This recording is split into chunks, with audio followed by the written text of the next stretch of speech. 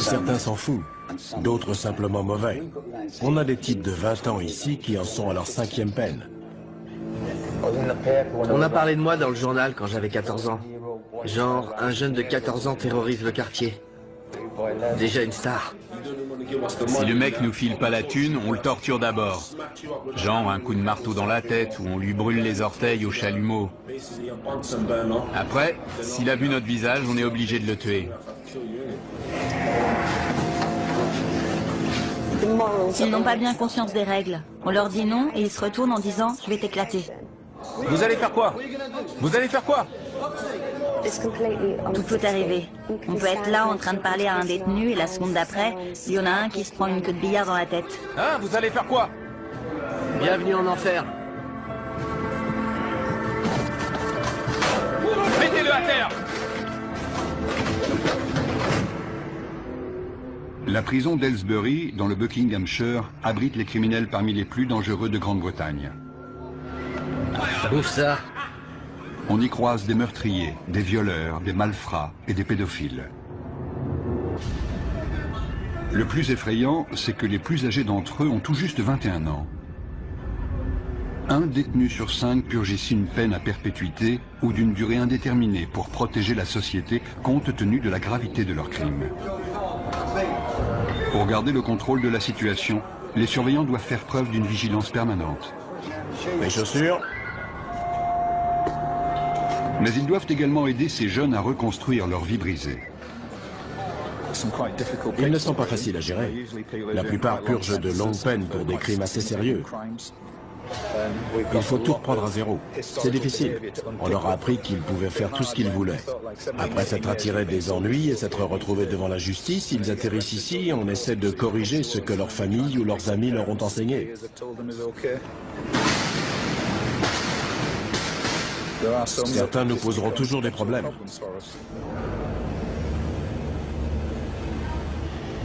Aylesbury est un établissement redouté au sein de la population carcérale.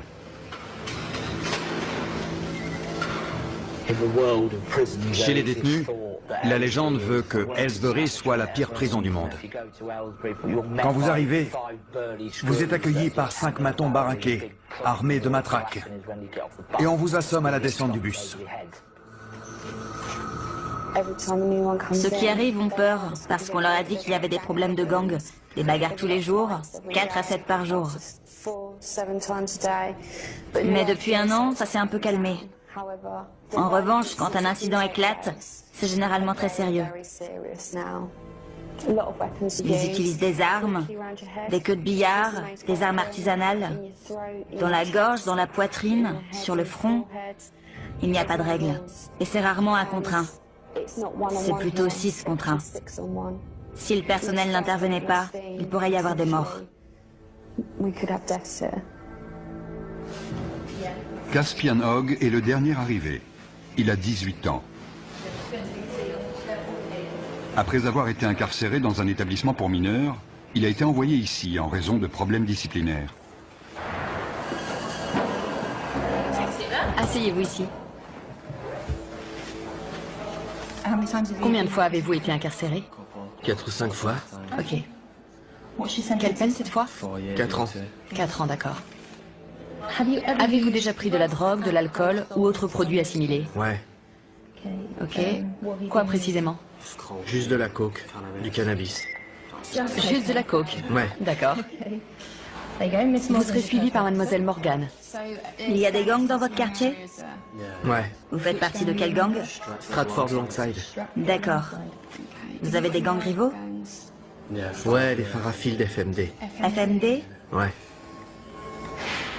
Qu'est-ce qui vous oppose? C'est juste un gang rival avec qui on se frite en prison. En prison? Ouais, en prison. Donc c'est un gang de prison? Ouais. On est coincé toute la journée dans une cellule. On n'a rien à faire. Donc quand une baston éclate, c'est génial. Ça fait de l'animation.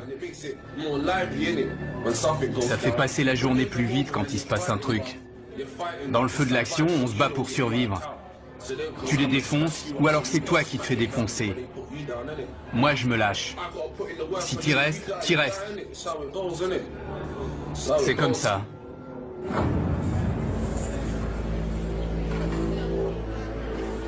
On a des membres de gangs venus de Liverpool, de Birmingham, de Londres, et ils sont tous rivaux. Certains viennent de milieux où ils n'ont connu que la violence. C'est déjà ouvert? Oui, c'est déjà ouvert. Les radiateurs devraient être éteints ce soir. Je sais, il fait un peu chaud. Je peux poser mes affaires de douche? C'est un nouveau lieu, un nouvel environnement. Les 24 premières heures sont les plus explosives. On s'assure qu'ils ont tout ce qu'il leur faut et qu'ils sont bien installés pour leur première nuit. Les rivalités entre gangs entraînent d'inévitables règlements de compte. Les nouveaux venus sont particulièrement vulnérables, car ils n'ont pas encore de repères et doivent faire leurs preuves. Dès qu'un incident survient, une alarme est déclenchée. Pour éviter que la situation dégénère, les agents de sécurité interviennent rapidement. Vous êtes blessé? Non, non. Non? C'était quoi le problème? Rien. Allez! Non, non. C'était sûrement pas pour rien. Non, non, non. Ils sont juste venus là, vous frapper pour rien. Je sais ce qui s'est passé. C'est le nouveau qui vient d'arriver. Il s'est déjà battu la semaine dernière. C'était les représailles. Les deux se battaient.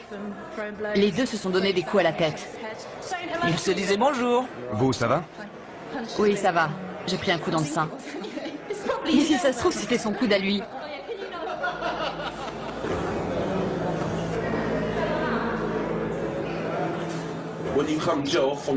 Quand on vient de la rue et qu'on arrive en prison, c'est encore plus violent que dans la rue, parce que tous les mecs de la rue sont réunis au même endroit. C'est pire. J'ai grandi au milieu de la violence et j'aimais pas vraiment ça, mais en maison de redressement, on voit beaucoup de violence, alors on s'habitue. Et puis on finit même par aimer ça. Si je te connais, si je sais avec quel gang tu traînes, dès que je te vois, je t'éclate. Et si je sais que t'as planté un de mes potes, je te fais la même chose. Donc vous surveillez constamment les nouvelles arrivées dans votre bâtiment. Ouais. Ils en ont mis dans l'LC, juste à côté. Si je les croise, je les défonce direct. C'est clair. Le quotidien en prison, c'est pas la joie. Vous pouvez être le mec le plus balèze avec la plus grosse réputation, il faut quand même surveiller vos arrières. On est tout le temps parano, tu vois. On est sur nos gardes tout le temps, on surveille les autres. On est tous des criminels ici. Comme je l'ai dit, des fois mon but c'est de faire mal à quelqu'un. Des fois je me réveille le matin et je suis pas d'humeur pour ça. Sérieux. Et des fois je me dis que je vais lui mettre la raclée de sa vie. Je me dis, quelle différence ça fait. Je sais qu'il me reste que 10 mois à tirer, mais autant aller lui régler son compte. Au cours de leur période d'intégration, avant d'être installés, on propose aux détenus de travailler ou de suivre des cours. Ceux qui acceptent pourront passer plus de temps dans les espaces communs. Il n'y a que 3 surveillants à cet étage et jusqu'à 50 détenus peuvent sortir de leur cellule. C'est le moment dangereux de la journée. Il faut rester très vigilant. On peut avoir tendance à se relâcher parce que 90% d'entre eux sont très corrects. Mais il faut se méfier, c'est notre boulot. La situation peut dégénérer à tout moment. Caspian et 2 nouveaux arrivants ont forcé le passage pour s'introduire dans une cellule.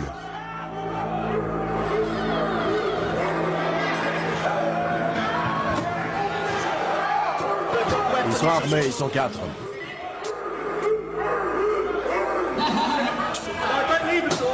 Les détenus ont barricadé la porte. Les surveillants ne peuvent pas entrer. Je veux voir tous les détenus dans leur cellule.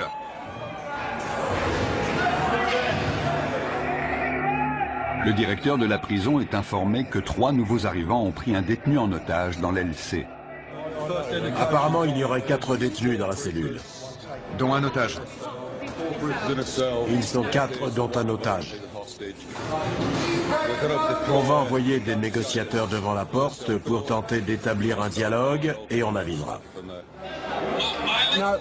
Ma vie est en jeu. C'est pour ça qu'on doit menacer la sienne. D'accord, on va transmettre ce message au directeur. Vous comprenez? On est en danger de mort. On est forcé de faire ça. Je comprends.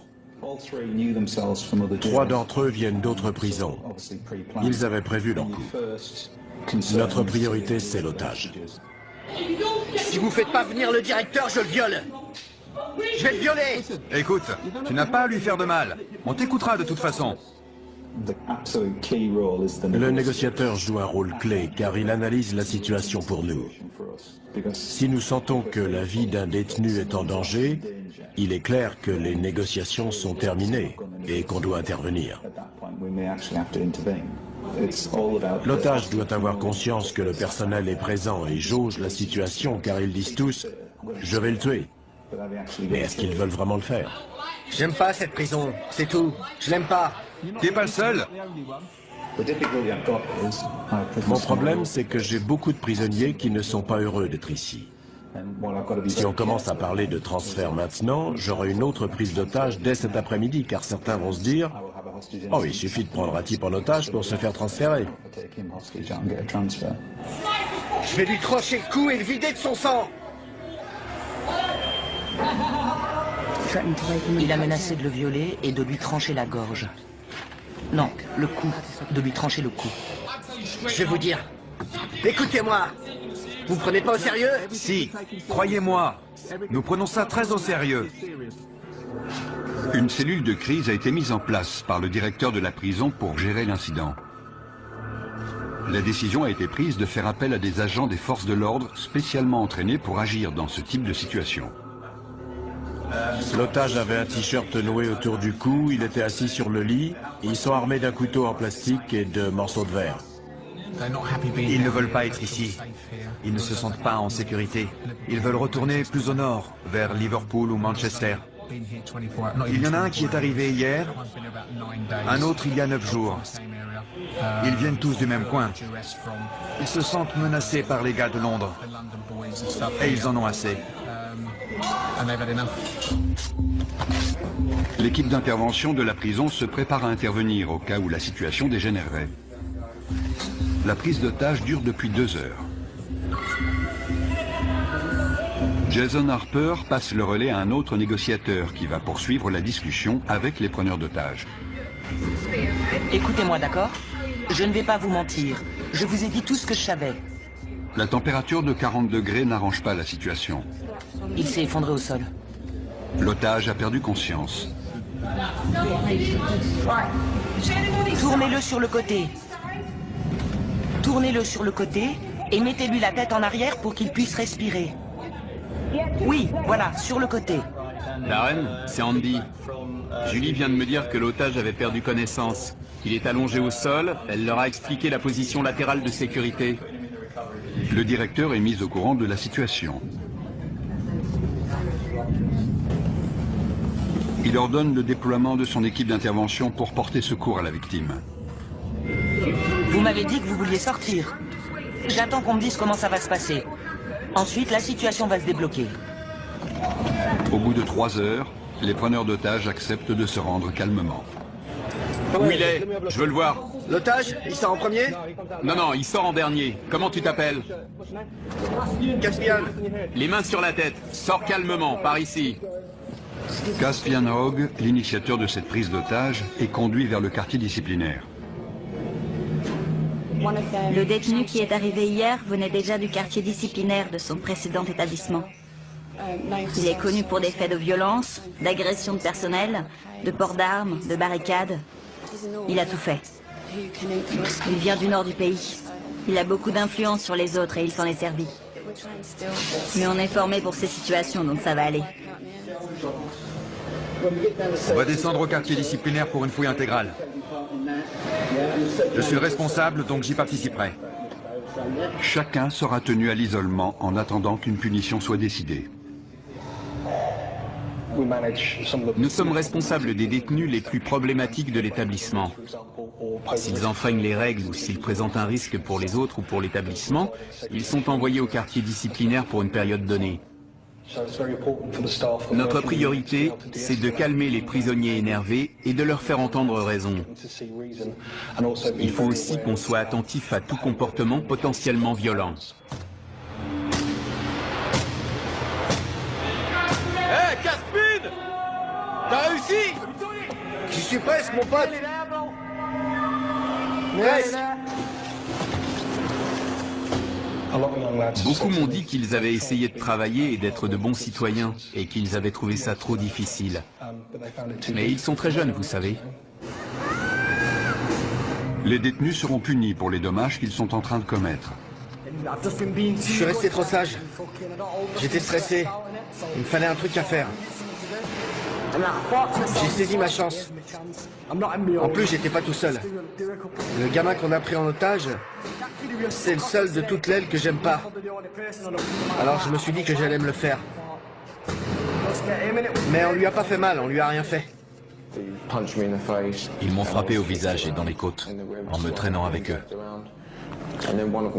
Ensuite, l'un d'eux m'a attrapé par derrière et m'a fait asseoir sur le lit. Il me tenait comme s'il voulait me briser la nuque. Les deux autres frappaient la porte avec des boules de billard dans des chaussettes. Ils ont cassé ma télé et ils m'ont mis des bouts de verre sous la gorge. Ils ont dit qu'ils allaient me la trancher. Ensuite, ils m'ont dit de me déshabiller complètement et ils ont dit qu'ils allaient me violer. Qu'est-ce qui s'est passé? Rien, rien. Ils disent qu'on a pris un mec en otage et qu'on l'a agressé dans sa propre cellule. Ils ont appelé la police et on est à l'isolement pour l'instant. Vous dites que vous ne l'avez pas pris en otage? Non, on a juste barricadé la porte, c'est tout. J'ai toutes ces pensées qui ont défilé dans ma tête. Je savais pas si j'allais en sortir vivant. Je connaissais pas ces mecs. C'était le truc le plus flippant de ma vie. Pourquoi vous avez fait ça? Franchement, j'ai pas eu de visite depuis 6 mois, depuis qu'ils m'ont mis ici. J'essaie de retourner dans le Nord.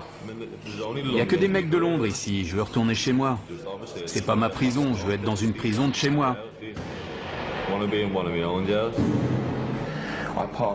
Je suis tombé dans les pommes.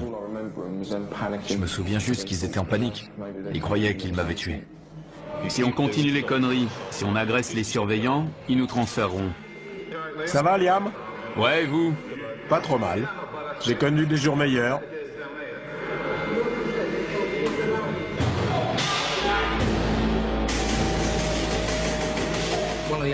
Un des détenus a inondé sa cellule. Il est armé. Il a cassé le manche de son balai. On lui a demandé de nous le remettre. On va le déplacer dans une cellule où il n'y a pas d'eau. C'est trop court. Il doit lui en rester. Le détenu a jeté les morceaux de manche à balai dont il se servait comme arme. C'est trop court. Pourquoi vous avez gardé ce morceau, hein? Je vous avais dit de tout jeter. Reste sur le côté. Déverrouille la porte et je la pousserai. Reculez vers nous. Doucement.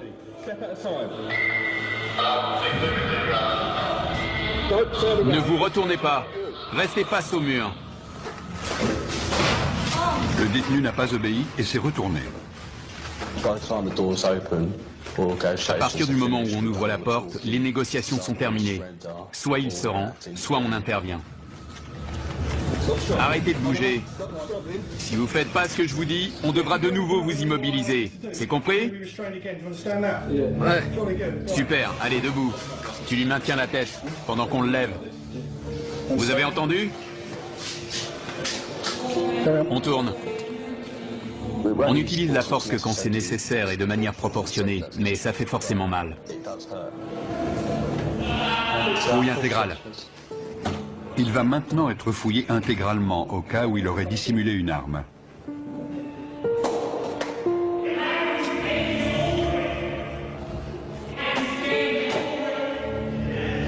Retournez-vous. Bande d'enflures. Vous avez des réclamations à faire sur la façon dont on vous a traité? Non, non, ça va. Non? D'accord. Je vais vous demander de réfléchir aux conséquences de vos actes. Ce n'est pas la bonne méthode pour obtenir un transfert. Maintenant, je veux que vous alliez vous coucher. Clé. Nous devons les garder dans le quartier disciplinaire pendant un certain temps. Sinon, les autres vont se dire qu'ils peuvent prendre des otages quand ils veulent pour obtenir un transfert. Des détenus de confiance nettoient les dégâts causés par les preneurs d'otages. J'ai choisi la voie la plus facile. J'essaye de rendre cette peine la moins désagréable possible. On a le choix. Si tu fais le con, tu te retrouves à l'isolement tout seul sans télé, ça craint. Les détenus exemplaires participent au fonctionnement de la prison, ce qui leur permet de passer plus de temps en dehors de leur cellule. Josh est responsable de la lessive dans le quartier disciplinaire. Ça pue. Dans le quartier disciplinaire, Caspian se plaint d'entendre des voix dans sa tête et demande une aide psychologique.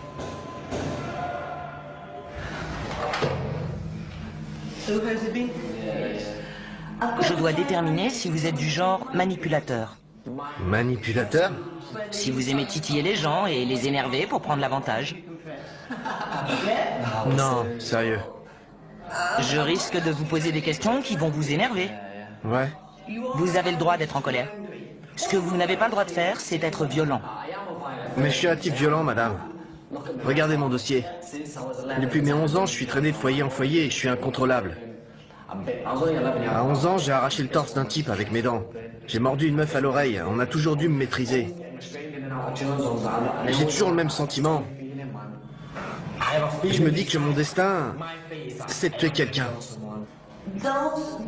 Et la perspective de sortir d'ici, de commettre un tel acte, et de revenir en prison pour une peine à perpétuité, ne vous dérange pas? Ça dépend. Quand je pète les plombs, ça me dérange pas, je m'en fous. Je pense pas que je suis un taré. Mais si on m'aide pas maintenant, je vais finir par le devenir. Je ne suis pas convaincu à 100% qu'il souffre de troubles mentaux. Il souffre de troubles émotionnels, ça c'est sûr. Car non seulement il a des pensées violentes, beaucoup de gens en ont, ce n'est pas idéal, mais ce n'est pas un drame, mais il prend plaisir à être violent, ce qui alimente ses pensées et ses fantasmes. Je pense que son comportement pourrait le conduire au meurtre.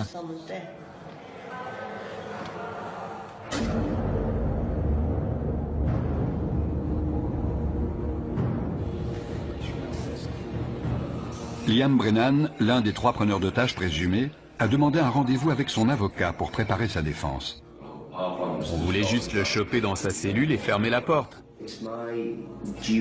Mon rôle n'est pas de minimiser le délit, mais d'essayer de comprendre pourquoi et comment c'est arrivé, et quelle a été ton implication. Tu ne peux pas dire, c'est pas moi, j'ai rien fait. Ça, il te croira jamais. Écoute, différentes peines sont envisageables. J'espère que le juge optera pour des jours supplémentaires. J'ai pas le droit à l'erreur. J'avais pas parlé à ma femme et à mon gosse depuis 1 an. Elle m'a recontacté il y a quelques jours et je lui ai dit que je sortirais le 11 décembre. Les services pénitentiaires ont décidé de ne pas poursuivre Liam. Il se retrouve donc en commission de discipline. Asseyez-vous, monsieur Brennan. Je suis juge, je n'ai aucun lien avec cet établissement, vous comprenez? Oui. Vous êtes représenté par monsieur Ahmad, c'est exact? Oui, monsieur le juge. Pouvez-vous vous identifier, s'il vous plaît? Jason Harper. Vous serez le témoin de cette affaire? Oui. Il est dit que le 29 mai, vous avez retenu une personne contre son gré. Coupable ou non coupable? Non coupable. Monsieur Ahmad? Qu'avez-vous vu monsieur Brennan faire exactement? Il a passé beaucoup de temps à la porte avec moi pour m'expliquer leurs intentions. Je ne veux pas parler à votre place, mais si je comprends bien, il n'a pas menacé ni brutalisé d'une quelconque façon la victime. C'est exact. Lorsque vous étiez dans la cellule, avez-vous exprimé clairement votre désir de coopérer avec... Vous orientez l'accusé. Oui, monsieur le juge. Ne le faites plus. Vous connaissez la loi et la notion de complicité. C'est comme le chauffeur du véhicule qui attend les braqueurs de banque. Il se rend coupable de vol même s'il n'a pas pénétré dans la dite banque. Monsieur Brennan n'a apparemment eu aucun contact physique avec ce détenu qui était apparemment séquestré. Avez-vous vu les autres retenir la victime? Je n'ai vu personne le retenir. Quelle était la taille de la cellule? Petite, c'est une cellule de prison. J'ai du mal à croire que vous n'ayez rien vu. Ça me paraît inconcevable. Ou alors il ne s'est rien passé. Parce que sinon vous l'auriez forcément vu. C'est ça que vous me dites? Je dis pas qu'il s'est rien passé. Je dis juste que j'ai rien vu. Je regardais de l'autre côté, vous avez entendu Monsieur Harper. Je lui ai parlé pendant un long moment. Il est très clair pour moi que vous étiez tous les trois complices dans cet incident, et je n'ai aucune hésitation à vous déclarer coupable. Je vous impose 32 jours de détention supplémentaire. Vous avez tout compris? Oui, j'ai compris. Cette procédure est terminée, merci. Pourquoi n'a-t-il pas été mentionné que la victime avait été dénudée et menacée de viol? Ça m'a surpris. Ouais, ça m'a étonné aussi. C'est mon jour de chance. L'agression n'a pas fait l'objet d'une poursuite pénale car la victime a eu trop peur pour témoigner. Dans le quartier disciplinaire, tous les privilèges, y compris la télévision, sont retirés.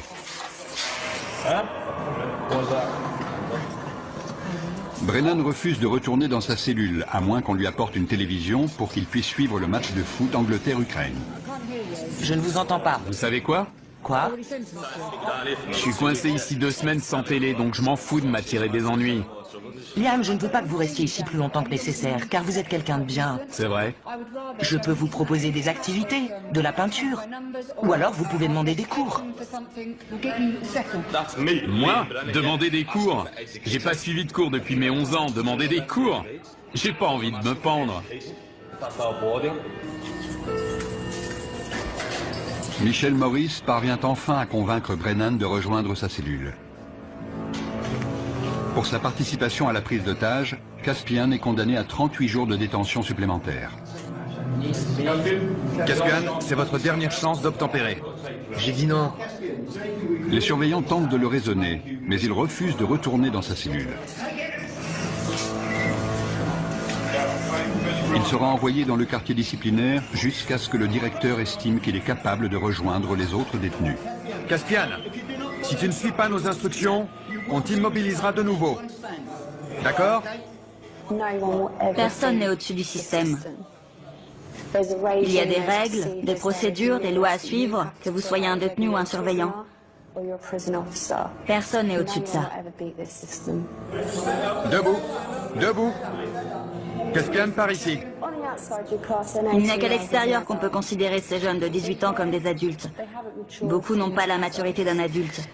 Ils sont très influençables et peuvent s'attirer des ennuis. Entre là-dedans. Je vais demander à l'infirmière de venir te voir. S'ils me remettent avec les autres, je vais vous dire la vérité. Je vais faire mal à quelqu'un. Sérieux, je déconne pas. S'ils me remettent là-bas, je vais choper un de ces connards et je vais le défoncer comme il faut. Je suis sérieux. J'ai l'impression d'avoir une double personnalité. Tout m'énerve, tout le monde m'énerve. J'aimerais parler à quelqu'un, mais j'ai la tête en vrac. J'ai l'impression qu'elle est énorme. Tellement de trucs là-dedans, je me sens vraiment en colère. Je suis en rogne. Il y a certains détenus que je n'aimerais pas voir libérés avant très longtemps. Parfois, on travaille avec eux simplement pour les aider à gérer le fait qu'ils sont en prison. Mais je n'ai jamais rencontré de détenu que je ne pensais pas pouvoir aider à répondre à son environnement de façon plus positive.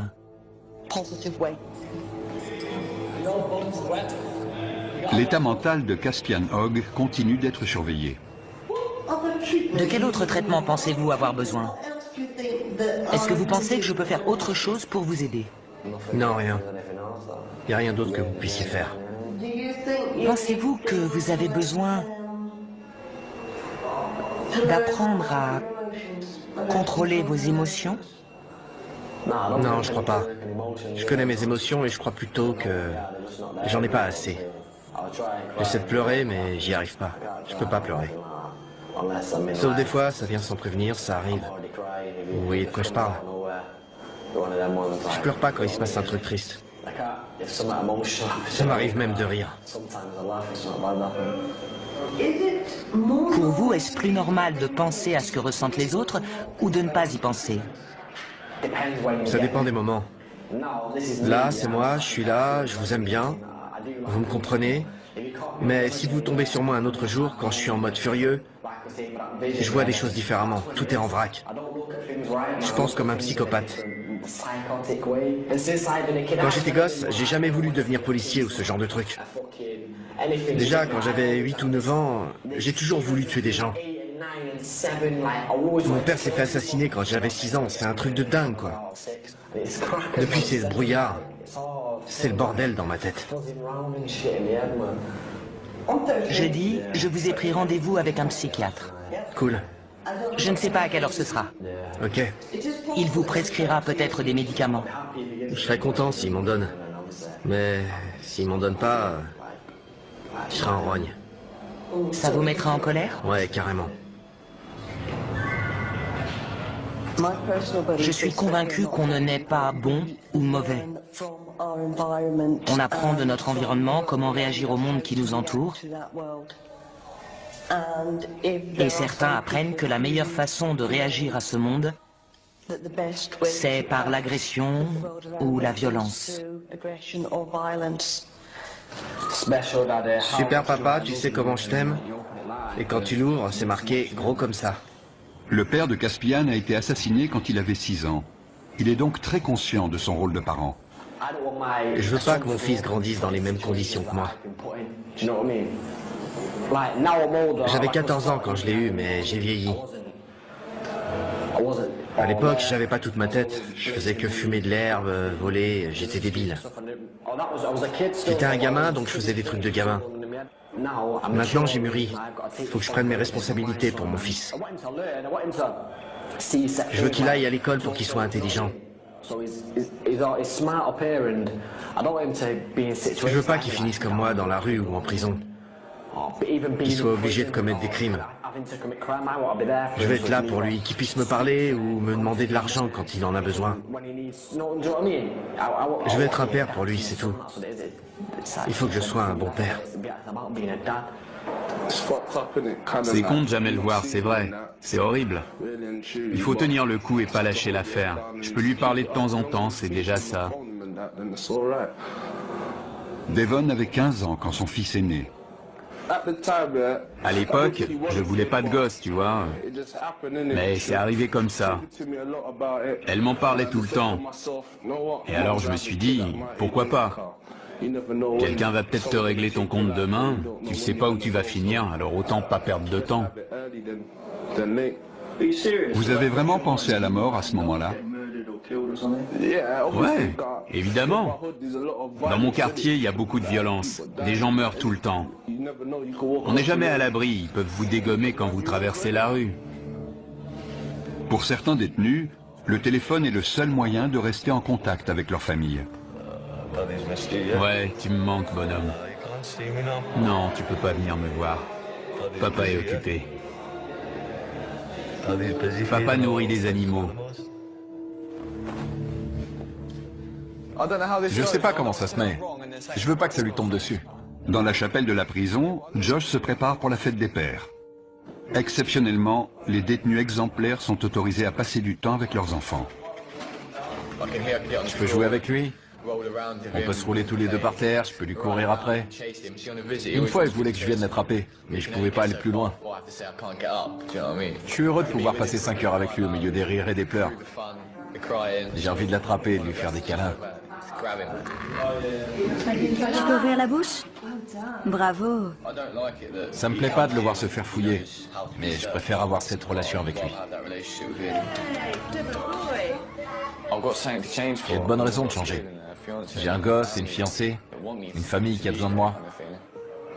Pour être honnête, si j'avais pas ma famille, je me serais sûrement pas comporté aussi bien.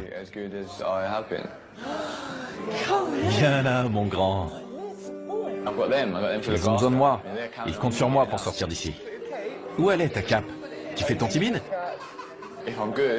Si je me comporte bien, je retrouverai ma famille. C'est simple. Si je joue le jeu, je gagne tout. Sinon, je perds. Comment ça va, ma belle? Oh, arrête.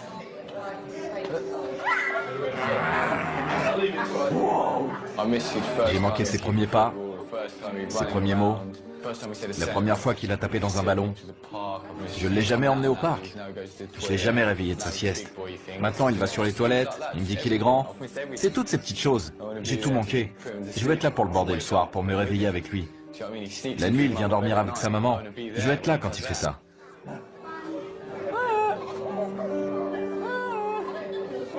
Messieurs, dames, s'il vous plaît, vous pouvez vous dire au revoir? Tout va bien. Quand j'ai su que j'allais en prison, je pensais qu'elle allait m'oublier. J'avais 18 ans et on était ensemble depuis 2 ans et demi. C'est un vrai test pour des adolescents, de rester fidèles et loyaux. Quand on est en prison, on ne pense qu'à ça. Il faut pouvoir compter sur quelqu'un de confiance pour traverser ça. Sinon, on craque. Je pourrais être là toutes les nuits à imaginer qu'elle me trompe. À plus. Je t'aime.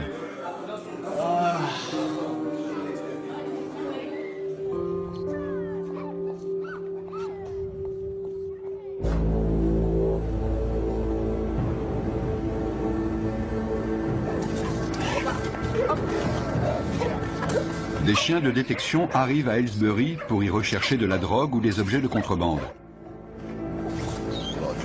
Il y a beaucoup de dealers en prison, et ça ne risque pas de s'arrêter. Il y a de l'argent à se faire. Les téléphones portables sont aussi un problème sérieux. C'est pour ça que les chiens sont capables de les trouver.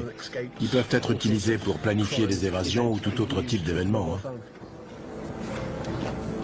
On fouille des cellules tous les jours. Et tous les jours, on trouve des choses. Sortez de votre cellule. Quand ils voient les chiens, certains se précipitent pour cacher leur matériel. On demande aux détenus de sortir de leur cellule pour que les chiens puissent travailler tranquillement. C'est n'importe quoi, il va renifler partout. Comment savez-vous qu'il a trouvé quelque chose? Il s'immobilise et pose son nez sur l'endroit concerné. Si c'est hors d'atteinte, il reste assis et regarde dans la direction de l'objet.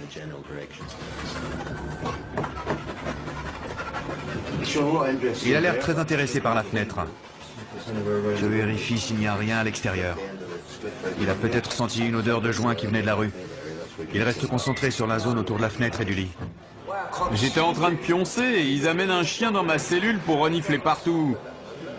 C'est n'importe quoi. Notre équipe fouille la cellule pour essayer de trouver ce que le chien a senti. Il semblait concentré sur une zone en particulier, donc c'est là qu'on fouille en premier. J'espère qu'on va trouver quelque chose. Les chiens poursuivent leur inspection des cellules. Ça sent dès qu'on l'ouvre. Il a fumé dans sa cellule, c'est sûr. Le chien va nous dire si la drogue est encore là. Oui, ça sent. Il y a de la drogue et des téléphones partout dans la prison. Avant, tout le monde planquait ça dans le meuble de l'évier en retirant les vis avec un coupe-ongle ou un truc dans le genre. Je vous en dirai pas plus.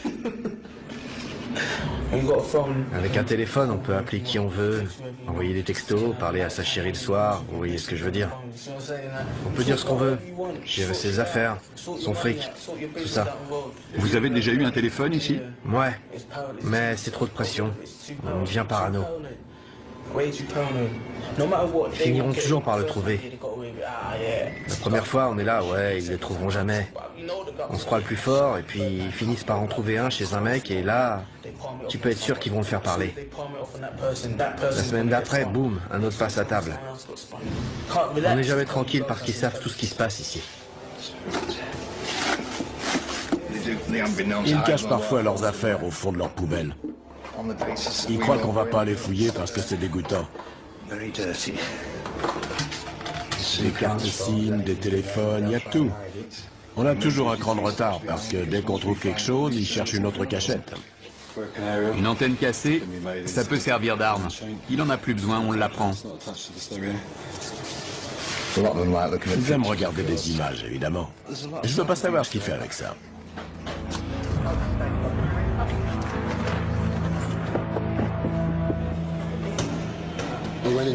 Dans une cellule, on a trouvé un téléphone avec un chargeur.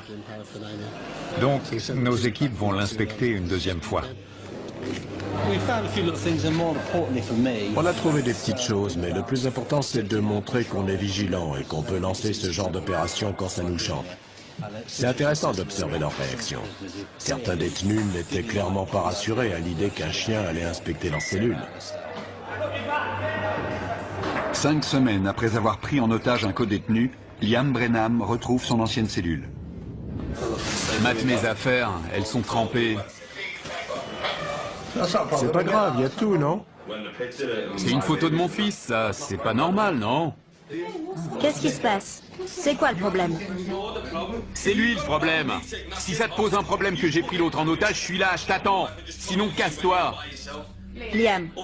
Vous trouvez ça normal? La photo est trempée, mes chaussettes aussi. Et il me dit que c'est pas grave. Arrêtez de crier, d'accord? N'empirez pas la situation. La cellule a dû être fouillée. C'est ça la fouille. Sérieux. C'était collé à la base. Écoutez, le lendemain, on a mis un cadenas sur votre porte. Vous l'avez vu? On n'a pas ouvert cette cellule depuis 5 semaines. Et alors, c'est ma faute peut-être? Je n'étais pas là. Je ne sais pas comment ça s'est passé. Mais est-ce que ça vaut vraiment le coup de vous attirer encore des ennuis? Non. Vous ne croyez pas? Non, mais ça m'énerve qu'ils me disent ça. Oui, mais vous venez juste de revenir. Le mieux, c'est de faire profil bas.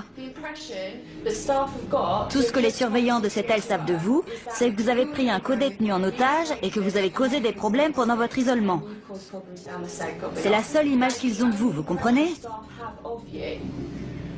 Vous en avez conscience? Ouais. Ils n'arrêtent pas de dire que les surveillants leur manquent de respect. Mais ce sont eux qui sont grossiers avec nous, qui nous manquent de respect et qui voudraient qu'on prenne des pincettes avec eux.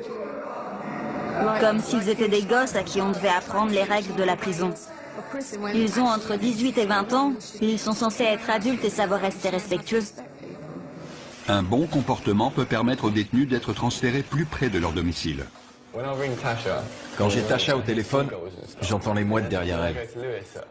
Quand je serai transféré, elle sera tout près de moi.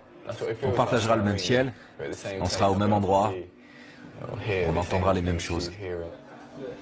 C'est comme si je rentrais déjà chez moi. Josh va purger le reste de sa peine à proximité des siens. Soucieux de contrôler ses pulsions violentes et de rentrer chez lui, Caspian a accepté de prendre des antipsychotiques. Ça calme ce qui se passe dans ma tête. Et ça marche? Ouais, dans un sens. Mais c'est pas génial. Je me réveille le matin, il y a des taches de baffe sur le drap. J'ai même pas d'oreiller, j'ai carrément oublié. Est-ce que vous vous sentez mieux? Est-ce que ça a calmé vos pensées? Ouais, les pensées ont disparu, mais le problème, c'est l'état dans lequel ça vous met. J'aime bien être un peu défoncé, mais là, j'ai l'impression d'être un zombie, tu vois. Genre, un taré sous médoc. Le mec complètement à la masse. C'est pas bon, ça. Les fantasmes, les pensées violentes, Les désirs de meurtre et de notoriété liés à ces meurtres ont grandement diminué. Il a même expliqué qu'il avait parfois la tête vide. J'aimerais maintenant travailler avec lui pour qu'il essaie de comprendre ce qui se passait dans sa tête et qu'il sache où demander de l'aide si ses pensées venaient à ressurgir.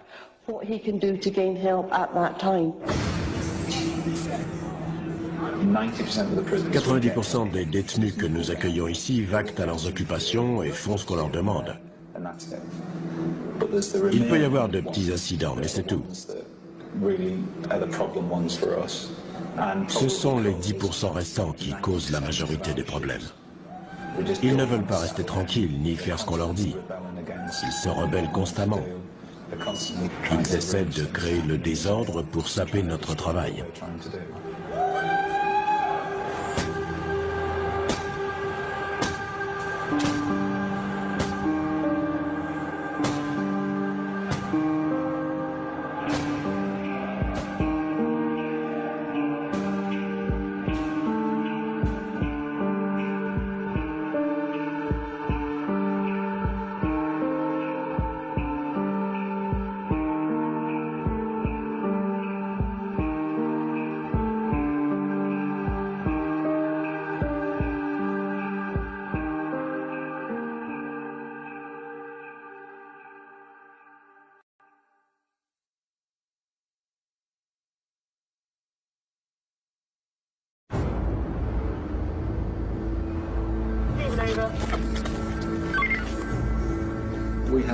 Certains de ces jeunes ont commis des crimes si atroces qu'ils ne sortiront probablement jamais. Je suis en prison depuis 10 mois. Il me reste 27 ans et 2 mois à tirer. Il n'y a plus grand-chose qui me choque. Dès qu'on leur dit non, ils piquent une crise. Ils se retournent, ils vous disent « je vais t'éclater la tronche ». Je te jure, dès que je te vois, je te tranche la gorge. Je te jure. Tu le tiens? Si vous mettez un chien en cage, il risque pas d'aller mieux. On peut pas enfermer quelqu'un en espérant qu'il va changer en quelques jours, ni même en quelques années. Ça marche pas comme ça, il faut éduquer, c'est ça la réhabilitation. Bienvenue en enfer.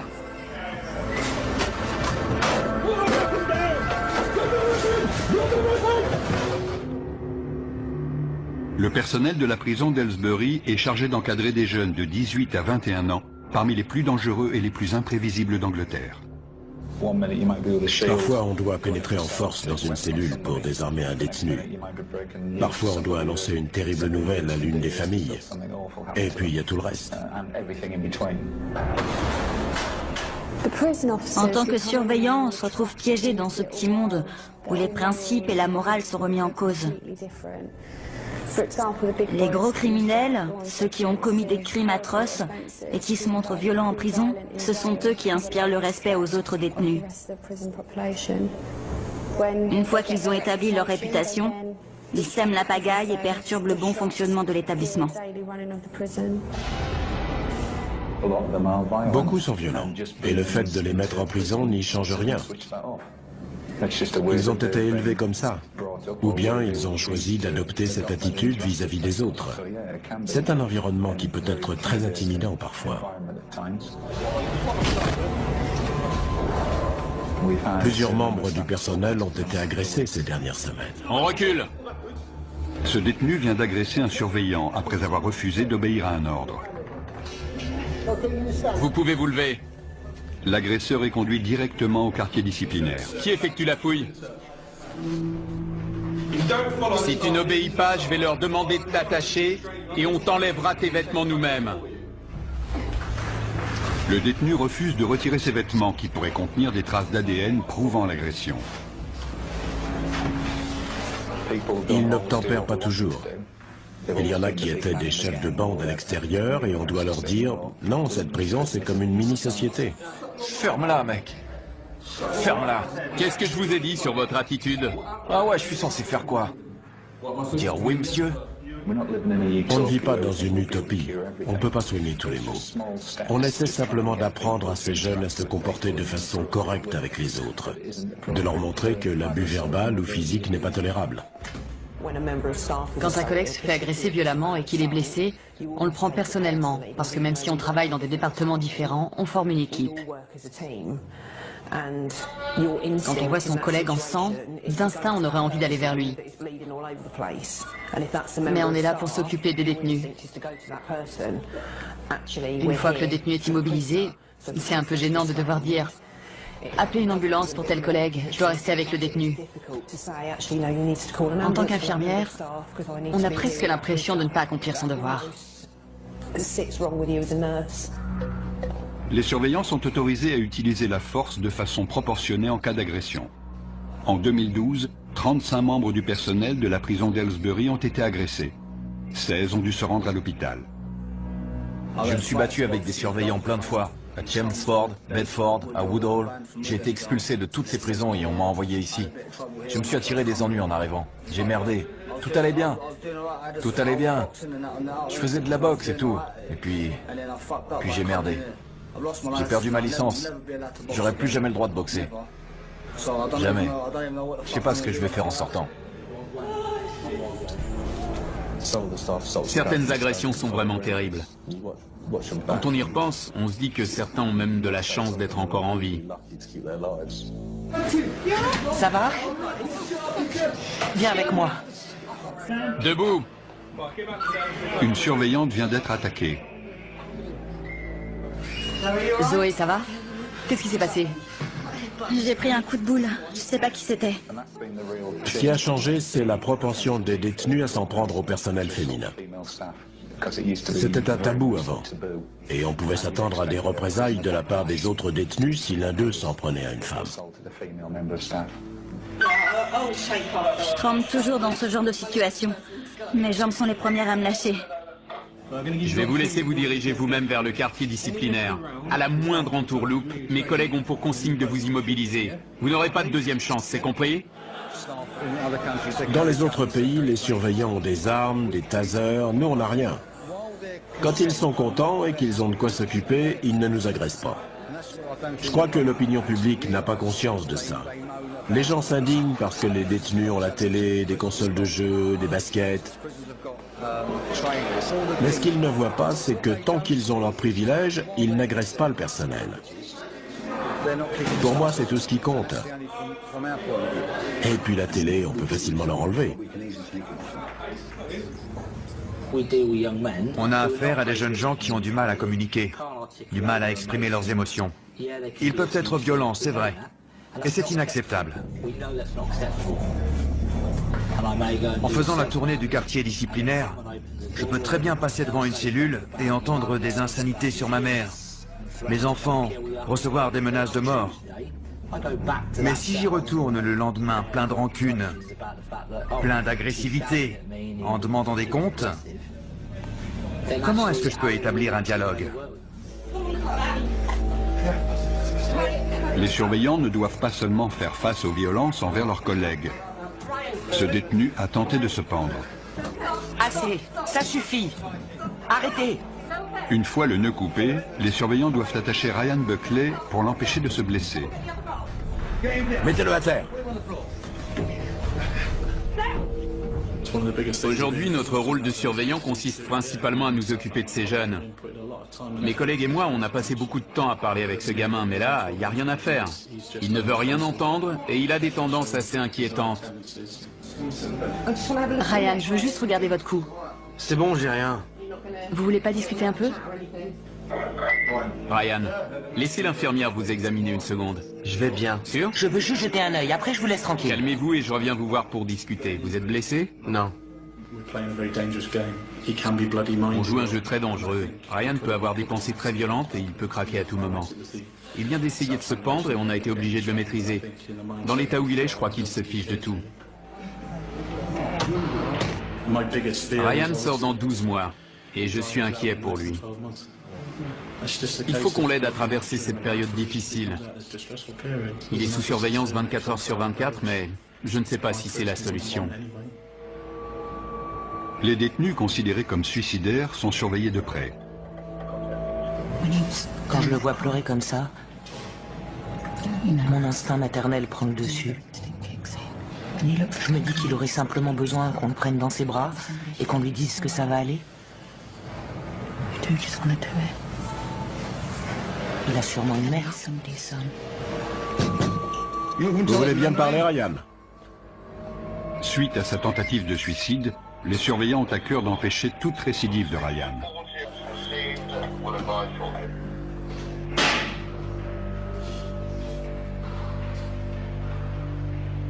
Qu'est-ce qu'il fait?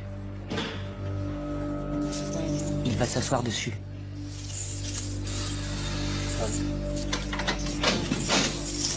Qu'est-ce que vous fabriquez? Ryan, vous voulez bien descendre, s'il vous plaît? Ne tombez pas, je vais avoir la commission de sécurité sur le dos. Ça me rappelle une scène de sueur froide, vous l'avez vu? Il faut me dire ce qui ne va pas. Votre comportement est inquiétant. Qu'est-ce que vous ressentez? Vous êtes heureux? Triste? C'est l'enfer. J'en ai marre de cette vie de merde. Vous avez essayé de vous étrangler avec vos lacets. On va donc procéder à une évaluation des risques et on va retirer les objets avec lesquels vous pourriez vous faire du mal. D'accord? Laissez l'infirmière vous examiner rapidement. Je veux juste jeter un œil, Ryan. Calmez-vous et je reviens vous voir pour discuter. Je vais bien. Sûr? Vous êtes blessé? Non. Il a des marques de ligature assez importantes au niveau du cou et une légère éraflure sur la nuque. Il a aussi des coupures sur les bras, mais je pense qu'elles se sont rouvertes quand on l'a immobilisé. Sans son accord, je peux pas faire grand-chose. Je repasserai plus tard s'il change d'avis. Pour l'instant, il n'est pas disposé à me voir. Ryan. Ryan, il faut vraiment essayer de vous calmer. On essaie de l'aider et on intervient quand il essaie de s'étrangler, mais il est décidé à se tuer. Il est enclin à l'automutilation. Le personnel est déjà intervenu 7 fois ce matin. On a trouvé toutes sortes d'instruments, des morceaux de briquet, de stylos. Il avait plusieurs lames de rasoir sur lui ce week-end. On l'avait fouillé et on a quand même trouvé des lames de rasoir plus tard. Il se coupe avec tout ce qu'il peut trouver. La cellule de Ryan est fouillée pour en éliminer tout objet avec lequel il pourrait se blesser. Je remplace ses draps par des draps indéchirables. Pour qu'il ne puisse pas se pendre avec. Sortez tout. Je ne veux plus rien voir dans sa cellule. Il a retiré la petite partie métallique qu'on trouve sur les briquets et l'a cassée pour obtenir un bord tranchant. Il utilise ça pour se taillader. Je lui retire son savon parce qu'il essaie de le manger. Il déroule ça complètement pour cacher les lames de rasoir à l'intérieur. Donc on le prend aussi. Je vais lui en donner un nouveau.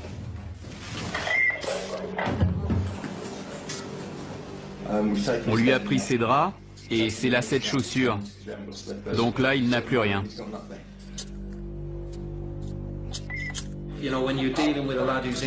Quand on a affaire à un jeune perturbé, il faut rester très vigilant vis-à-vis du risque de suicide. Il n'y a rien de pire que de partir à 5 heures le soir, de souhaiter bon courage à tout le monde en souriant, après une bonne journée, et de revenir le lendemain pour apprendre que tel détenu s'est pendu. C'est terrible. C'est la pire chose qui puisse arriver.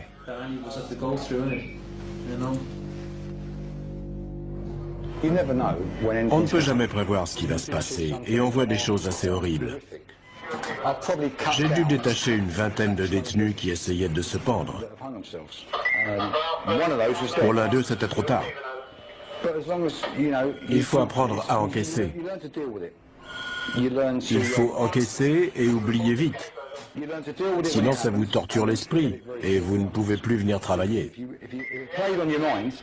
Ça peut vous rendre fou.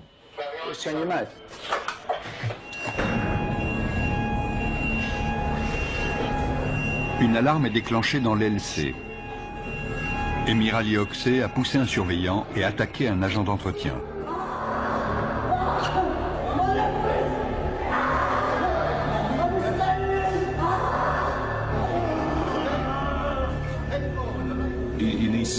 Il faut qu'il se calme. S'il continue comme ça, il ne sortira jamais de prison.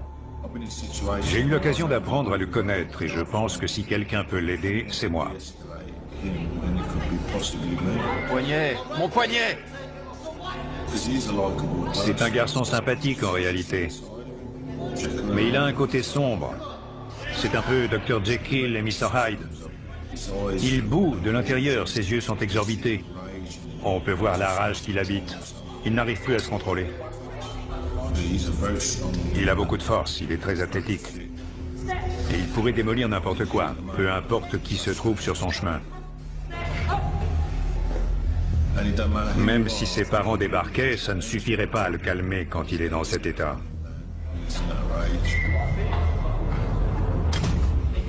Liz Magnus, la psychologue de la prison, vient prendre de ses nouvelles. Vous voulez discuter? Je ne peux pas ouvrir pour le moment. Le surveillant est au téléphone. Je reviendrai vous voir lundi. Non, pardon, je voulais dire vendredi. Vous allez rester tranquille? Faudrait être cinglé pour pousser 2 surveillants et aller attaquer un mec pour rien. Faudrait avoir un problème. Évidemment qu'il m'a provoqué. Il vient à ma porte pour m'emmerder. Je lui dis de partir et il me traite de tapette. Il me traite de tapette et il me fait « laisse tomber ». Comment ça, laisse tomber? Faut être sérieux là, il a pas à faire ça. Il a pas à faire ça. Ça se fait pas.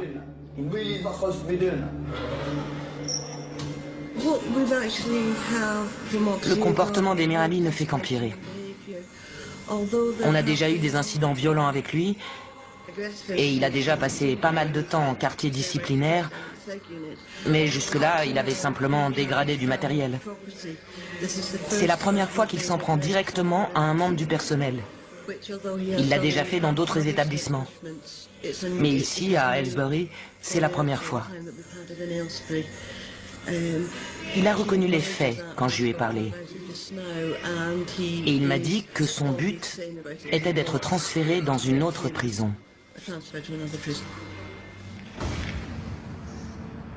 Il voudrait sortir d'ici. Le problème, c'est qu'il est très instable. C'est un élément perturbateur. Il lui arrive d'agresser le personnel ou bien d'autres détenus. Il vient encore d'agresser un agent d'entretien. Et nous sommes obligés d'ajouter ça à son dossier pour notre communication avec les autres établissements. Ça risque d'être difficile de le transférer. 8 établissements avaient déjà été contactés. Et ce matin, un 9e a refusé. Vous vous rendez compte? Ça fait 9 prisons qui veulent pas me prendre. Personne ne veut de vous? Écoutez, je préfère être direct. Ils nous disent pourquoi on le prendrait. Il a l'air intenable. Il y a un fusible dans votre petite tête qui saute un peu trop rapidement. Et il faut absolument que vous changiez ça. Ouais. Allez, à plus tard. Oxey, encore 1 minute et je t'envoie à la douche. Hier, je sais pas ce qui m'a pris. Mais je me suis défendu. Ils m'ont griffé le nez. Ils m'ont niqué le visage. Donc je vois pas pourquoi je leur ferais pas la même chose. Je pense que je vais continuer.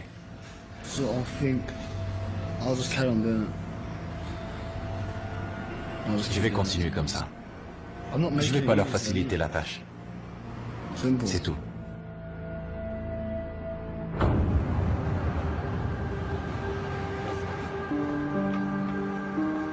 À la prison d'Aylesbury, c'est l'heure des visites. Les visites, c'est le moment que j'attends le plus. On n'a pas grand-chose à espérer ici à part ça. On est enfermé 15 heures par jour. Jess, la petite amie de Louis, lui rend visite 1 fois par semaine. Vous avez un soutien-gorge à armature? Oui. On peut pas faire grand-chose pendant les visites. Les bisous et les câlins, ça me suffit, tu vois. Je suis content qu'elle vienne me voir, ça me rend heureux. Quand je sortirai, on pourra se retrouver au lit, tu vois. J'ai plus que 9 mois à tirer. Louis Bibi. Oui, il est au fond. Je le vois, merci. Louis a fait la connaissance de Jess en correspondant avec elle par courrier. Ça va, toi? Ouais, ça va. T'es sage? Ouais, je suis sage. C'est vrai? Ouais. Cool, j'ai un truc à te montrer. Ah? Ah. Je vais pas pouvoir t'embrasser, on dirait. Arrête. T'es pas gentil. Non, je plaisante, t'énerve pas. Depuis que j'ai rencontré cette fille, je tiens à quelqu'un pour la première fois de ma vie. On s'est mis ensemble il y a 2 mois. Je lui ai demandé de m'épouser au bout de 2 semaines et elle a dit oui. C'est la première fois que quelqu'un croit en moi. Tu te tiens carreau? T'es sage? Ouais, je me tiens tranquille. Je te crois pas. Tu me regardes pas dans les yeux. C'est parce que tu me fais rire. Avant de rencontrer cette fille, je pensais qu'à enfreindre la loi. J'ai mené une vie de dingue depuis mes 8 ans. J'avais 12 ans quand on m'a pincé pour la première fois. J'ai été arrêté pour cambriolage une 15aine de fois. J'ai dû en commettre 600 ou 700 dans ma vie. Maintenant que je l'ai rencontrée, je sais que je vais changer. Je veux pas la décevoir. C'est ça l'amour. Maintenant, j'ai des projets. J'ai eu mon diplôme. Ouais, je suis fier de toi. T'es fier de moi? Tu vas trouver un boulot facilement maintenant. Tu rêves? Mais si. C'est jamais facile de nos jours. Il faut que je lui achète une bague. En sortant, je me trouverai un job. On fera peut-être des enfants, on aura une maison avec des gamins qui courent partout. On se voit mercredi ou jeudi? Faut savoir. Mercredi si tu peux. Sinon jeudi. Ok, j'y vais. Je t'aime. Moi je t'aime plus. Au revoir. Ça vous suffit? Non. Une fois par semaine, c'est jamais suffisant. Quand elle m'embrasse, ça me fait des frissons partout. Après, quand elle s'en va, j'ai envie de pleurer, tu vois. Je pleure souvent dans ma cellule. Je pleure comme un bébé. Les gens disent qu'après avoir pleuré, on est censé se sentir mieux, mais ça, c'est des conneries. Moi, je suis toujours déprimé. Ça le fait pas trop de dire que son petit copain est en prison. Mais on choisit pas de qui on tombe amoureuse. C'est comme ça. Je crois pas que je sois un méchant. J'ai fait des petites conneries, mais être méchant, c'est quand tu poignardes quelqu'un. Moi, j'ai volé des voitures, ce genre de trucs. C'est rien, ça. Franchement, c'est rien comparé à ce qu'ont fait certains. J'aime pas les gentils garçons. J'en ai connu un, mais à force, ils sont trop gentils. Il faut qu'ils aient un côté sombre. Ils ne sont pas ensemble depuis très longtemps. Et toute son attention est concentrée sur cette jeune fille. Elle est toute sa vie. Il nous a déjà expliqué qu'il voulait l'épouser en sortant. Il faut qu'on reste vigilant. C'est une situation délicate. Elle est jeune, elle est dehors, elle peut rencontrer quelqu'un d'autre. Prison ou pas, les relations amoureuses peuvent prendre fin. Et là, ça serait un cataclysme, vu la façon dont il se comporte vis-à-vis d'elle. Si je l'avais pas, j'aurais pas de raison de vivre. Mais heureusement, elle est là et j'ai une motivation. Ça plaît pas à mon père. Ma mère a dit qu'elle lui laissera une chance quand il sortira. Mon père est plus réservé, mais il le connaît pas. Peut-être que ça ira mieux après. J'espère, parce que sinon, je suis dans le pétrin. Je reviens te voir mercredi ou jeudi. Je crois que j'ai des potes ici qui en ont marre parce que j'arrête pas de parler d'elle. Toute la journée, je fais que parler d'elle. Il faut absolument croire que les gens peuvent changer. C'est l'objectif final. On fait ce métier pour protéger la société en gardant ces personnes ici le temps de leur peine. Mais il faut leur proposer quelque chose. On attend d'eux qu'ils travaillent, qu'ils deviennent meilleurs et qu'ils prennent leurs responsabilités. On essaie de les amener vers une situation où, à leur sortie, ils pourront trouver un travail ou une formation. Ça réduit leurs chances de revenir ici un jour. Ici, les détenus peuvent suivre une formation de cuisine. La nourriture est délicieuse. Une tortilla pour Steve, pas trop grosse. Ils sont très gentils, très polis. Ils servent très bien. Ils deviennent bien plus mûrs qu'en restant dans leur cellule. Eh Buckley, t'as postulé pour la cantine? Malgré sa tendance à l'automutilation, Ryan a été autorisé à tenter sa chance en cuisine. Ouais, je me sens beaucoup mieux maintenant que j'ai ce boulot. Je commence en bas de l'échelle, mais ça me gêne pas. Ça m'occupe. En cuisine, il y a plein d'instruments que les détenus suicidaires peuvent cacher sur eux pour les ramener dans leurs cellules. Il faut que je sois très vigilant et que je le suive de près pour qu'il n'ait pas l'occasion de prendre quoi que ce soit. Mais si on le traite bien, il devrait répondre de manière positive. On lui donne l'opportunité de faire le bon choix. En 2 semaines, il a rempli tous les objectifs que je lui avais fixés, ce qui lui a permis de décrocher le meilleur job de la cuisine, plongeur. Tu nettoies tous les plateaux, je vais te chercher les autres si tu veux. Ok. C'est cool en prison quand on est entouré de gens qui nous aident. On peut suivre des cours et passer des diplômes de cuisine. Quand on sort et qu'on se retrouve dans la société, là, il y a beaucoup moins de gens pour nous aider. Je veux pas retourner au foyer. Il y a des mecs qui se droguent là-bas. Même avec un boulot, j'ai plus de chances de replonger et de retourner en prison. Je peux toujours dire non, mais c'est dur quand on est mal entouré. C'est comme ici, si on traîne avec les mauvais mecs, on finit par s'attirer des embrouilles et on se retrouve à l'isolement. Quand on donne un peu plus de responsabilité à ces jeunes, ils s'épanouissent. Je pense que c'est bon pour lui. Il a l'air d'aller bien, il fait son boulot. On lui a confié une nouvelle tâche, ça a l'air de lui convenir. On verra comment ça se passe. La plupart des tâches internes sont effectuées par des détenus, y compris la lessive. J'ai enfin décroché un boulot. Ça faisait 2 mois que j'étais sans emploi et que je tournais en rond. Maintenant que je peux sortir de ma cellule, les journées passent beaucoup plus vite. Il me reste un peu moins d'1 an à tirer. Alors je vais rester tranquille et penser à ce qui m'attend quand je sortirai. Avant, je cambriolais des maisons, c'est tout ce que je faisais. J'ai jamais été à la fac, tu vois, donc... j'ai jamais vraiment bossé. What kind of positive can rise from a tragedy? If this is what a negative can do, feels like my neck is in a noose from my ties to Her Majesty. Trying to stay alive with no strategy, just trying to survive for my sanity. Heard bashing stunts your both, but they're like a pussy's already deprived my anatomy. Tu peux normaliser cette piste? Les détenus dotés d'un talent musical ont l'opportunité de s'exprimer. Je rappais déjà avant d'être en prison, mais je prenais pas vraiment ça au sérieux. J'étais capable de balancer 2 ou 3 rimes, mais c'est tout. Je faisais pas ça sérieusement. Je sais pas si c'est ma situation qui m'a fait changer d'état d'esprit, mais mon rap a changé depuis que je suis ici. Je prends ça beaucoup plus au sérieux. Je sais pas ce que je ferais si j'avais pas cet échappatoire. Ça me permet de tenir.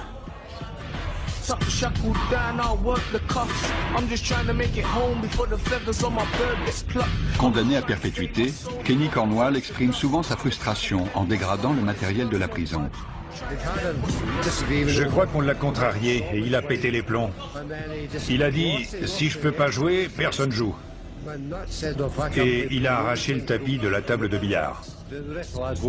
Les autres ne vont pas être contents, ils n'ont plus rien à faire, c'est affreux. Les 2 tables sont hors d'usage. Et on n'a rien pour remplacer. On avait 2 tables pour l'aile principale et on n'en a plus. Qu'est-ce qui s'est passé? Vous avez cassé quelque chose? Quel débile. Il a les jetons alors, il a dégradé les tables pour partir à l'isolement, ce con. C'était juste pour ça. Les autres ne vont pas être très contents d'apprendre ce qu'il a fait. Il n'est plus en sécurité ici, je ne peux pas le laisser se balader. On va l'envoyer au quartier disciplinaire, c'est ce qu'il voulait.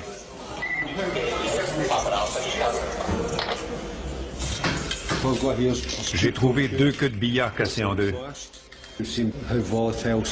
Certains détenus sont très lunatiques et peuvent vite s'énerver.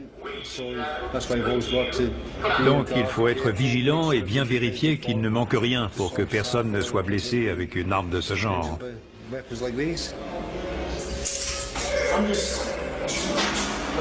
Je suis à 2 doigts d'exploser un autre détenu. Et à chaque fois que j'arrive à me retenir, c'est comme si on m'imposait une autre épreuve. Kenny, écoutez-moi. On ne règle rien de cette façon. Il faut que vous vous mettiez ça dans la tête. Dans la vie, il y a des tas de gens qui m'agacent, mais je ne vais pas pour autant dégrader du matériel. C'est ça ou je démolis la gueule de quelqu'un. Et ça sera encore pire. J'aurai encore plus de problèmes. C'est pas la seule alternative quand même. À chaque fois, ces incidents viennent s'ajouter à votre peine. Vous repartez à zéro.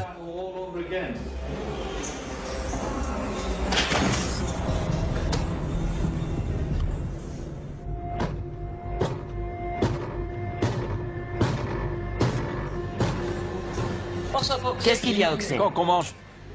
Dans 10 minutes. C'est pour ça que vous tapez dans la porte? Vous vous foutez de nous. J'ai envie d'exploser la gueule de quelqu'un. Pour qu'il sache qu'on déconne pas avec moi. Emirali Oxey est de retour dans l'LC après un séjour au quartier disciplinaire pour avoir détruit sa cellule. Malheureusement, il a l'habitude de tout casser quand il n'obtient pas ce qu'il veut. On essaie de gérer ça comme on peut. On essaie de le raisonner et de lui expliquer que ce n'est pas la bonne méthode. J'essaie de rester positive, mais je pense qu'il va recommencer et retourner à l'isolement. Il reste dans ce cercle vicieux, parce qu'il n'a pas envie d'être à Aylesbury. C'est un détenu difficile, et pour être honnête, je ne pense pas que cet environnement l'aide beaucoup. C'est une prison pour jeunes délinquants, et la plupart sont immatures. Je peux entrer ? Emirali Oxey est contrarié car il est toujours puni et n'a pas retrouvé tous ses privilèges. La psychologue Liz Magnus essaie de le calmer. Je veux sortir d'ici. Depuis quand vous êtes revenu? Aujourd'hui. Qu'est-ce qui ne va pas? Ils m'ont mis ici sans télé, sans pouvoir sortir, sans club, sans rien. Je veux retourner à l'isolement. Ça fait aucune différence de toute façon. Dans combien de temps vous retrouverez vos privilèges? 7 jours. 7 jours? Vous pouvez bien tenir 7 jours, non? Non. Ça rime à quoi de me remettre ici mais dans les mêmes conditions qu'en bas, hein? Ça sert à quoi? C'est pour le contact humain. Avec qui? Avec qui? C'est qui ces gens? Qui ils sont pour moi? Vous croyez qu'ils m'intéressent? Je suis arrivé en prison tout seul et je sortirai tout seul. Je veux connaître personne ici, je m'en fous. Je veux juste sortir. Je veux une clope. Je peux avoir une clope? Des feuilles à rouler? Ça, j'en sais rien. Allez demander aux surveillants. Laissez-moi juste fumer une clope que je puisse me calmer. Ils veulent même pas me filer une clope, sérieux, ça veut dire quoi? Ils veulent que je pète un câble? Ils veulent que je fasse une connerie, je le sais. Ils me provoquent. Vous croyez sincèrement ce que vous dites? Je veux juste une clope! Pourquoi c'est si dur d'avoir une clope? Attendez, je vais voir. On peut lui donner une cigarette? Je suis pas un distributeur, hein. Il va falloir que je fasse une plus grosse connerie pour qu'il piche que j'ai pas envie d'être là.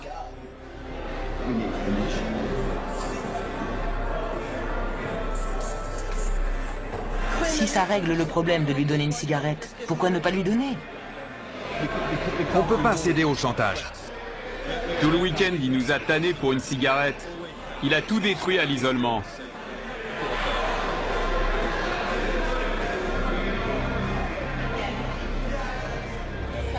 Emirali se met alors à asperger le sol de gel douche par-dessous sa porte. Tes antécédents prouvent que tu peux devenir incontrôlable. Donc, pour le moment, on est obligé d'essayer de raisonner avec toi à travers cette porte. Et même derrière cette porte, tu prouves que tu es incontrôlable en mettant en danger les gens qui sont à l'extérieur. Il sait plus quoi faire. Il avait clairement affirmé qu'il était le chef de la prison et qu'il nous contrôlait tous. Il est en train de comprendre que ce n'est pas le cas, alors il essaie d'attirer l'attention par tous les moyens. Emirali, qu'est-ce qui se passe? Qu'est-ce que vous avez encore fait? J'ai traité quelqu'un de fillette.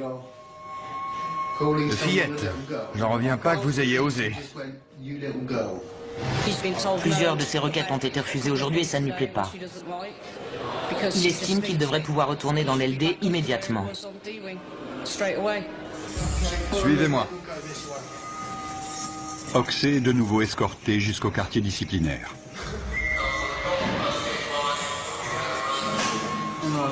Emirali, comment ça va? Vous avez encore eu des problèmes? Ouais. Il refuse désormais de s'alimenter. Toutes les machines ont besoin de carburant pour fonctionner. Surtout les modèles de sport très performants. Pourquoi vous ne mangez pas? J'ai pas envie. J'ai pas envie de manger. Vous ne savez pas? J'ai pas envie. Est-ce une façon de protester? Donc vous n'avez pas faim? Ouais, voilà, j'ai pas envie de manger. On va essayer de le faire manger. On lui a parlé et il semble que c'est une forme de protestation, mais on verra comment ça évolue. Je le connais. Il aime manger et il fait beaucoup d'exercices, donc il a besoin de force. J'espère que d'ici 3 jours, ça sera passé. Si je mange pas, ils seront obligés de me transférer. C'est simple. C'est le seul moyen. C'est jamais une façon efficace de se faire entendre. L'établissement ne cède pas. Sinon, tout le monde se mettrait à faire des grèves de la faim. Emir Ali, enlevez ça que je puisse entrer. Emir Ali continue ses provocations. Il a détérioré sa cellule et bouché ses toilettes. Dans 3 ans, vous vous voyez où? Toujours ici. Toujours ici. D'accord. Comment décririez-vous la prison? C'est de la merde. Quelle est la chose que vous avez pour vous en ce moment? Quel est votre point fort dans la vie? Ce que vous avez pour vous, c'est que vous êtes jeune. Vous pouvez encore changer. Vous pouvez sortir d'ici. Vous aurez quoi? 23 ans en sortant? Imaginons que vous viviez jusqu'à 70 ans. Ça vous laisse encore 43 ans, soit en prison, soit dehors. C'est vous qui avez décidé de venir ici. Et c'est à vous de décider si vous voulez sortir. Je suis un emmerdeur, hein. C'est vrai. Vous aimez votre mère? Ah ouais, évidemment. La prochaine fois que vous verrez votre mère, demandez-lui à quoi elle pense le soir en se couchant et le matin en se levant. La réponse, ce sera vous. Combien de vos anciens potes sont passés voir votre mère pour lui demander si elle avait besoin de quelque chose? Aucun. Donc moi, si j'étais vous, en sortant d'ici, dans 3 ans, quand je croiserai mes potes dans la rue, je leur dirais d'aller se faire foutre. On peut réhabiliter certains détenus. On sait que certains ne reviendront pas ici. Malheureusement, la majorité d'entre eux vont revenir. Ils ont grandi dans des quartiers pauvres. Ils n'ont aucune éducation. Ils n'ont pas de travail. Quand ils sortent, il n'y a pas de travail pour eux. Il n'y a pas de boulot pour des jeunes gens sans éducation et encore moins pour ceux qui sortent de prison et qui n'ont rien fait pendant 3 ou 4 ans. Moins de 36 heures après avoir entamé sa grève de la faim, Emir Ali change d'avis. Pain blanc ou pain complet? Blanc.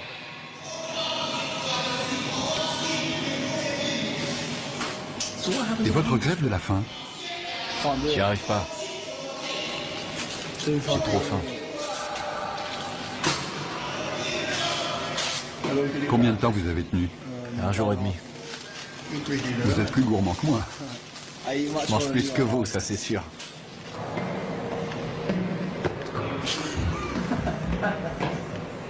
Vous savez, quand je suis arrivé ici, j'étais sans d'esprit. Je vais ressortir complètement dingue. En arrivant, mon cerveau allait bien. J'étais normal, tranquille. Ils m'ont déglingué.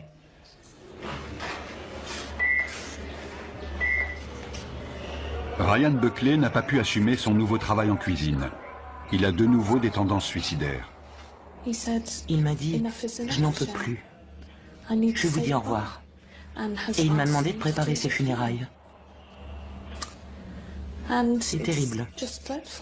Un jeune homme d'à peine 21 ans qui a toute la vie devant lui et qui a si peur. Il a si peur.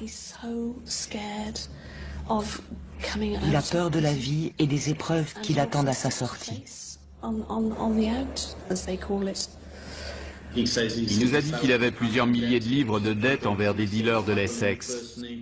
Je pense qu'il retombera dans l'héros dès qu'il sortira. Il a arrêté la méthadone beaucoup trop tôt. Je lui ai posé la question directement et il a été très honnête. Il a dit qu'il replongerait. Pour l'instant, il est à la recherche de tout objet qui lui permettrait de se faire du mal. Qu'est-ce qu'il a ramassé? Il ramasse juste des cailloux par terre. Pour s'automutiler? Oui. Des morceaux de plastique, le coin d'un tube de dentifrice, n'importe quoi. Pauvre garçon, il est vraiment désespéré. Ce matin, il m'a dit au revoir. Il m'a dit qu'on ne se reverrait pas. Je suis triste pour lui parce qu'il s'en sortait plutôt bien. Il a établi de bonnes relations avec les membres du personnel. Et il avait réussi à se faire engager à la cantine. Il avait l'air assez heureux. Et quand il est heureux, on l'est aussi. Notre boulot est plus facile. Le voir revenu à la case départ, c'est triste. On ne veut pas le voir rechuter comme ça. Il retombe dans un cercle vicieux. Elle est partie chercher une infirmière? Malgré une surveillance rapprochée, Ryan a réussi à trouver de quoi se blesser. Ryan, qu'est-ce que vous faites avec le savon? Rien. Ryan. Ryan, donnez-moi le savon. Je sais que vous n'avez pas besoin de moi, mais je vais rester là quand même. Vous le savez sûrement déjà, mais manger du savon, ça ne fera que vous rendre malade. Quand ces jeunes arrivent en prison, c'est comme s'ils cessaient de grandir. S'ils arrivent en prison à 14 ans, ils ne se développent pas socialement au-delà de cet âge. Ils restent bloqués quelques années, et après, ils mûrissent. Je ne sais pas depuis combien de temps Ryan est en prison, mais il est resté très immature. C'est terrible de voir Ryan dans cet état. Il souffre de divers troubles assez complexes. Je ne sais pas si nous sommes les mieux qualifiés pour traiter ces troubles, mais étant donné notre travail et notre expérience, nous faisons du mieux que nous pouvons. Avec quoi vous vous êtes fait ça? Un rasoir. Juste à cette main? Non. Alors où? Ça va. Malheureusement, certains ne supportent pas leur situation et tentent de mettre fin à leur jour. Nous les connaissons bien, car nous sommes leurs parents de substitution. Nous mettons tout en œuvre pour les aider à s'en sortir. Nous avons mis un jeune homme sous surveillance permanente, car le risque d'incident est trop important.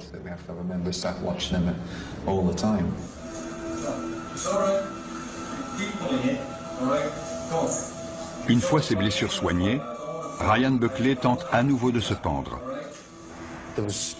Il y avait de la bave et de la morphe partout.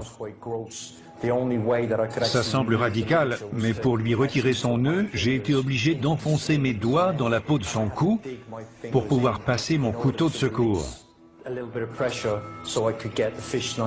Il avait perdu conscience. Ses lèvres étaient bleues, ses yeux exorbités. C'était une tentative sérieuse. Les gardiens réaniment Ryan et lui sauvent la vie. On doit faire tout ce qu'on peut pour le remettre d'aplomb.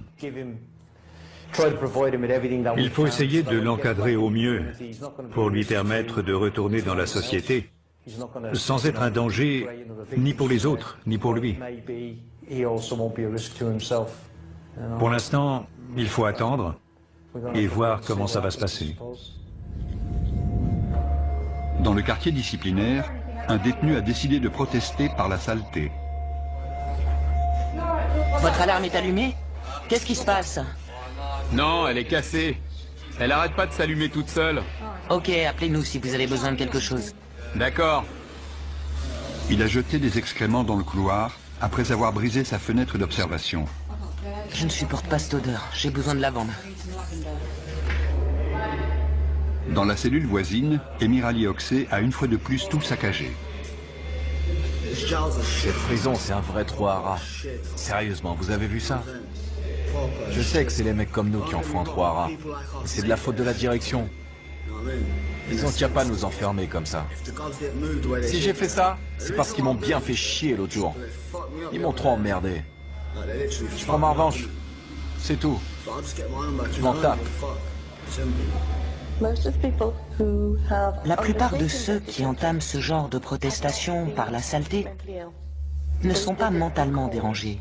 Ils font ça parce que c'est ce qui cause le plus de répulsion.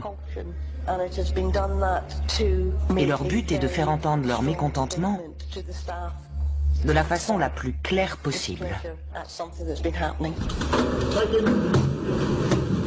Une équipe en tenue de protection intervient pour mettre fin à l'incident et permettre le nettoyage des lieux. Tu crois que tu me fais mal? T'es qu'une lopette! Le détenu est placé dans une cellule spéciale, entièrement vide. Emir Ali, lui, choisit de ne pas résister.